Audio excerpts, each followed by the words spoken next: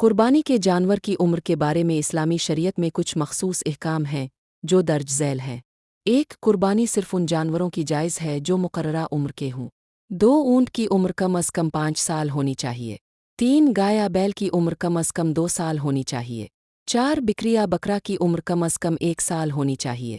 پانچ، اگر بھیڑا دمبا 6 ماہ کا ہو اور دیکھنے میں 1 سال کا لگے تو اس کی بھی قربانی جائز ہے۔ چھ، مقررہ عمر سے کم عمر کے جانور کی قربانی درست نہیں ہوتی۔ سات، جانور کا صحت مند اور بیب ہونا بھی ضروری ہے۔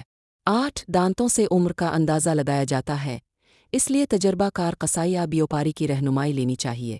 نو، عمر کے علاوہ جانور کا طاقتور، موٹا، تازہ اور تندرست ہونا مستحب ہے۔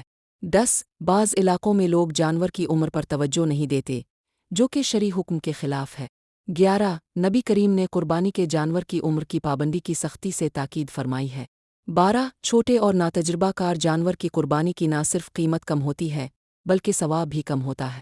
13، جانور کی عمر کا حساب مہینوں اور سالوں کے لحاظ سے کیا جاتا ہے، دنوں سے نہیں۔ 14، عمر کے معاملے میں دھوکہ دینا غلط بیانی گناہ ہے۔ 15، شرعی عمر کا لحاظ رکھ کر قربانی کرنے سے قربانی مقبول اور باعث اجر ہوتی ہے۔